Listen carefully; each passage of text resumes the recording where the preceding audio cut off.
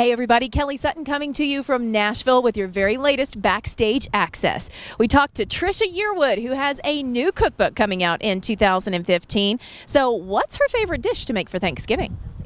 New cookbook coming out in 2015. Yes.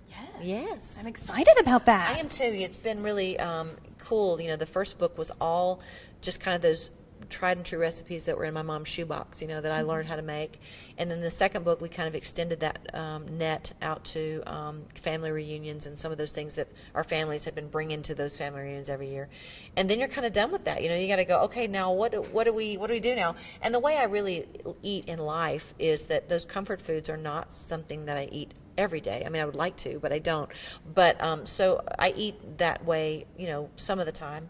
And then there are regular weeknight things that we do. And so this next book is kind of that combination. It's kind of like, you know, it's the 80-20 rule. And when you're going to eat better, here's 80% of the time. Here's some things to do. And when you're going to indulge, this is what you want to eat. Oh, I love that. Okay, favorite Thanksgiving thing to make?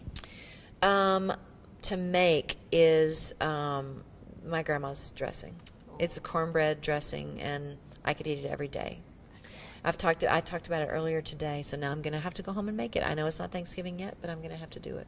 80-20. I've been known to make it in June because I don't know why it's a once-a-year thing. I say we do it every day. Okay. Okay, so last question. Harder to cook for a television show or sing for an audience? Let me think. Cook for a television show. I mean, you know, the worst thing that's going to happen to you in a concert is that you might forget a word or two, and, you know, I usually just blame it on someone else if that happens, like the mic went out or something. I never, ever take the blame for it myself. But in a cooking show, for me, at least my show, the stories are mine, the recipes are mine, so I'm sort of the quarterback of the show. I'm the one, and we don't have a script, you know. The script is the recipe. We've got to get through, we've got to get the cake in the oven by the commercial break. So that's my job. And if I have a guest on the show who's maybe my Aunt Beth, who is not comfortable in front of the camera, I've got to make her feel comfortable. So there's a lot going on in here while that's happening, and it all kind of depends on me getting that done. And so it's a little bit nerve-wracking. It's not as... It's, you know, I'm proud of it, and it's fun, and we had to go with, look, we're going to have a lot of outtakes. We have more outtakes than real usable footage because it's real and we make mistakes. But I think that's what makes people like it, is like it's just like how you would cook in your kitchen. But it's definitely harder than singing.